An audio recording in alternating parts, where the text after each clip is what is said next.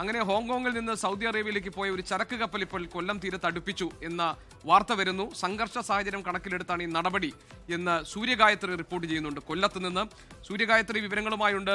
സൂര്യഗായത്രി, എന്താണ് ഈ ഹോങ്കോങ്ങിൽ നിന്ന് സൗദിയിലേക്ക് പോകുന്ന ചരക്ക് കപ്പൽ കൊല്ലത്ത് അടുപ്പിക്കാൻ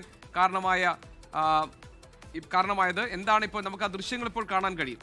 ഹോങ്കോങ്ങിൽ നിന്നും സൗദി അറേബ്യയിലേക്ക് പോയ ചരക്ക് കപ്പലാണ് കൊല്ലം തീരത്ത് അടുപ്പിച്ചിരിക്കുന്നത്. നിലവിലെ സംഘർഷ സാഹചര്യം കണക്കിലെടുത്താണ് ഈ നടപടി എന്നതാണ് നമ്മുടെ മുന്നിലേക്ക് വരുന്ന വിവരം. ഏതായാലും പശ്ചിമേഷ്യ മധ്യപൂർവേഷ്യ സംഘർഷഭരിതമായി മാറുമ്പോൾ അതിൻ്റെ ഒരു പ്രത്യാഘാതം പലയിടങ്ങളിലും ലോകത്തിൻ്റെ എല്ലാ ഭാഗങ്ങളിലും ഉണ്ടാകും. അതിൻ്റെ ഒരു ഭാഗം എന്ന നിലയിൽ വേണം ഈ നടപടിയെയും കാണാൻ. സൂര്യഗായത്രി റിപ്പോർട്ട് ചെയ്യുന്നു കൊല്ലത്ത് നിന്ന്. സൂര്യഗായത്രി പറയൂ.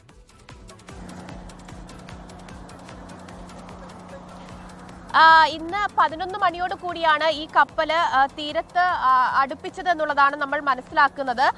ചരക്ക് കപ്പലാണ്. ചൈനയിലെ ഹോങ്കോങ്ങിൽ നിന്ന് സൗദി അറേബ്യയിലേക്ക് പോവുകയായിരുന്ന കപ്പലാണ് തീരത്തടുപ്പിച്ചത്. നിലവിലെ സാഹചര്യം, യുദ്ധ സാഹചര്യം കണക്കിലെടുത്താണ് ഈ കപ്പൽ തീരത്ത് അടുപ്പിച്ചത് എന്നുള്ളതാണ്.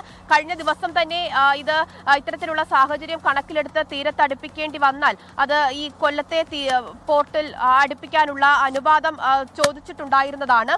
അതനുസരിച്ച് ലഭിച്ച അനുവാദത്തിന്റെ അടിസ്ഥാനത്തിലാണ് കപ്പൽ ഇവിടെ ഇന്നിപ്പോൾ രാവിലെ 11 മണിയോട് കൂടി അടുപ്പിച്ചിരിക്കുന്നത്. ഓഫ് ഷോർ സപ്ലൈ വെസൽ എന്നാണ് ഇത് അറിയപ്പെടുന്നത്. കടലിന് അകത്ത് മറ്റ് ഈ ഓഫ് ഷോറുമായി ബന്ധപ്പെട്ടുള്ള കാര്യങ്ങൾക്ക് സഹായം നൽകുന്ന കപ്പലാണ്. നിലവിൽ സാഖി വിഷൻ എന്ന കമ്പനിയുടെ കപ്പലാണ് ഈ പോർട്ടിൽ അടുപ്പിച്ചിരിക്കുന്നത്.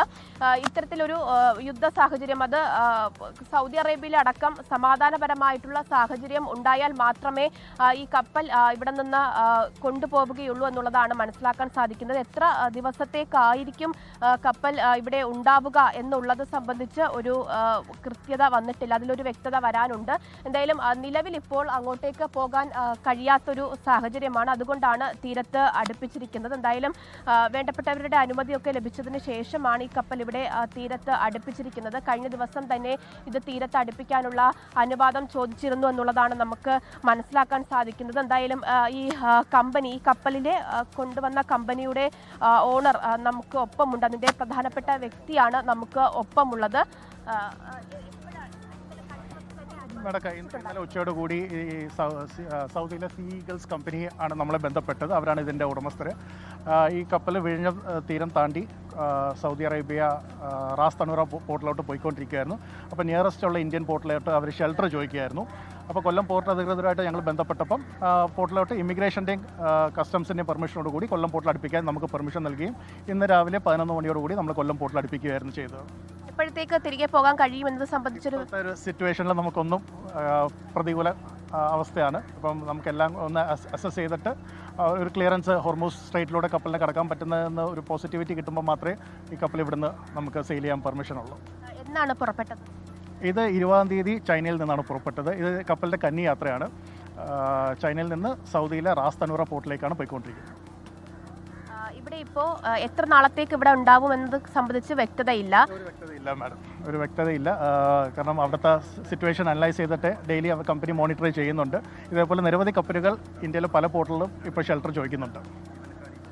അപ്പോൾ അത് തന്നെയാണ്. അതായത് ഹോങ്കോങ്ങിൽ നിന്ന്, ചൈനയിൽ നിന്ന് സൗദി അറേബ്യയിലേക്ക് പോവുകയായിരുന്ന കപ്പലായിരുന്നു.